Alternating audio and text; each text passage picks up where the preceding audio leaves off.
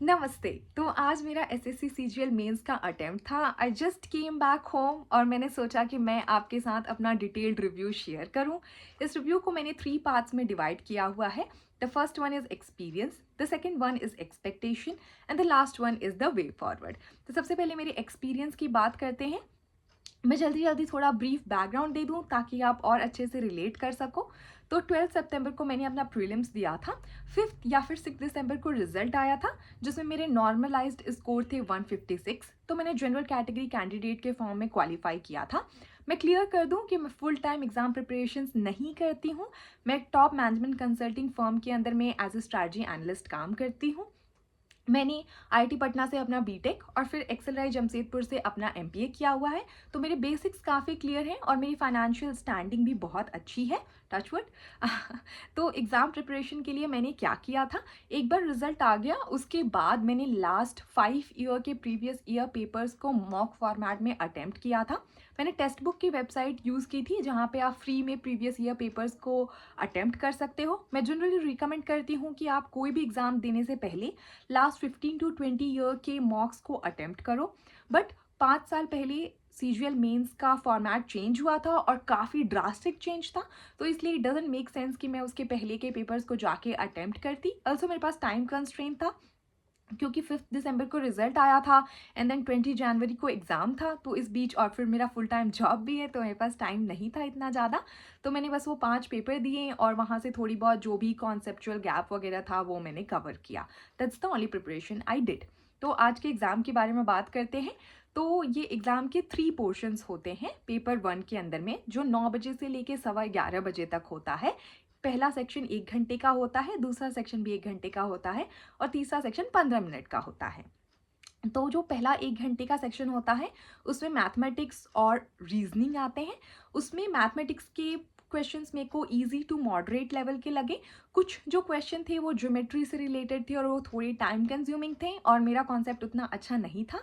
तो मैंने 2 क्वेश्चन वहाँ पे छोड़े थे। Rest of the question I attempted correctly, क्योंकि आपको मैथ्स में पता चल जाता है ना कि आपके आंसर आ रहे हैं या फिर नहीं आ रहे हैं। फिर सेकेंड पार्ट वॉज रीजनिंग और मैथ थोड़ा लेंदी था ऑनेस्टली। तो मेरे ऑलमोस्ट 38 टू 40 मिनट्स मैथ को सॉल्व करते हुए चले गए थे वो 1 घंटे से।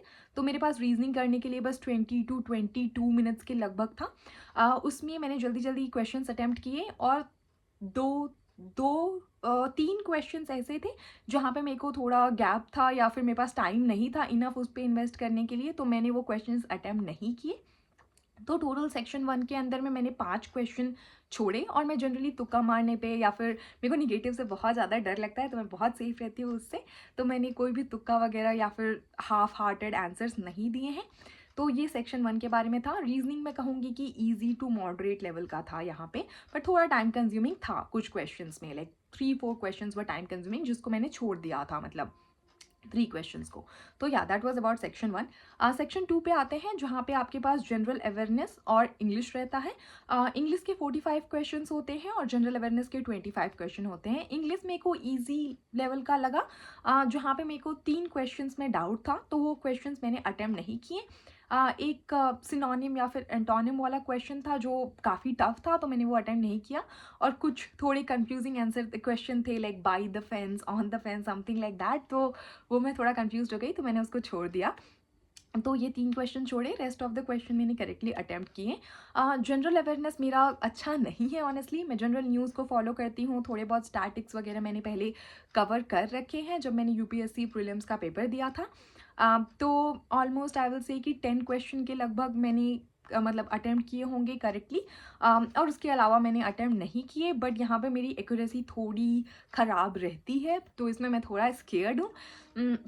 जनरली थोड़ा बहुत ही निट पिकिंग वाले क्वेश्चन थे कि ये चीज़ किस ईयर में हुई और ये पर्टिकुलरली कौन सी ईयर की बात है, तो वो मेरे को थोड़ा ऑफ लगा क्योंकि आप इतने ज़्यादा ईयर्स वगैरह नहीं याद कर सकते हो and it's not a good testing parameter to select a candidate, but then again like you can't question them. तो yeah that was my attempt over here. Last में कंप्यूटर का एक 15 मिनट का सेक्शन होता है जो कि क्वालिफाइंग होता है बस। I have been like really acquainted with computer ever since I was a kid. तो मेरे को वहाँ पे कोई प्रॉब्लम नहीं थी, मेरे को क्वेश्चंस आ रहे थे, like almost 15 question I will से कि मेरे को पता थे कि इसका आंसर यही होगा। तो yeah that was about paper 1। Paper 2 के अंदर में टाइपिंग का था। मैंने यूट्यूब पे देखा था कि 18 जनवरी को जो अटेम्प्ट हुआ था वहाँ पे टाइपिंग में कुछ प्रॉब्लम हुई थी, but for me I did not face any problem. मैंने 2000 इम्प्रेशंस किए थे, क्योंकि लास्ट में वो आपको दिखा देता है कि आपके कितने इम्प्रेशन है, तो I guess I am safe. और मैंने मैच वगैरह भी किया था। I completed it in like 10 minutes, और फिर लास्ट के 5 मिनट मैंने सब कुछ मैच वगैरह किया था। तो I found it like pretty clear, pretty honest from my side. So yeah that was about it. जो सेकंड सेक्शन था दैट वाज टाइपिंग। तो yeah that was my experience. I will say it was like pretty good. Paper बहुत ज़्यादा tough नहीं था, but इतना easy भी नहीं था जितना लोग बोल रहे हैं, क्योंकि मैंने काफ़ी सारे लोगों को बाहर भी बात करते हुए सुना कि पेपर बहुत ईजी था और लेवल 1 से भी ज़्यादा ईजी था। Honestly I don't think so. Paper वैसा था जैसा आना चाहिए था, प्रीवियस ईयर से थोड़ा लाइटर नोट पे मैं कहूँगी कि था, बट उतना ज़्यादा भी नहीं। तो it was like good to go paper honestly. Second part पे आते हैं एक्सपेक्टेशन। तो इस पेपर से मेरी कट ऑफ की एक्सपेक्टेशन क्या है? मैं कहूँगी कि any score above 300 I guess is very safe to get a very good role. तो मैं कहूँगी कि किसी भी ग्रेड बी की ASO टाइप की रोल के लिए 300 plus mark for a general category student is safe score for you. At least this is my assumption after giving the paper. So yeah, that's pretty much about it. If you think ki you have like any other thought कि कुछ और cut off जाना चाहिए and all of that, then you can post in the comment section and we can discuss that. The last part, what is the way forward? तो मैंने ये paper दिया था एक्सपेरिमेंटल और एक्सपीरियंस के लिए। मेरा कोई भी मोटिव नहीं है to actually go into the job. मेरे करियर गोल्स कुछ और हैं। मेरा करियर गोल है कि I should set up a business and focus on something that can help my generations. I don't want to go into any government or a private job anymore. But yeah, till the end of this year or till the end of next year, I will be in the job that I am doing because it pays me good and I'm able to save a decent amount of money. अगर मैं ये grade B की job में जाती हूँ तो मेरे को एक डिसेंट पे कट लेना पड़ेगा, जिसके लिए मैं अभी रेडी नहीं हूँ।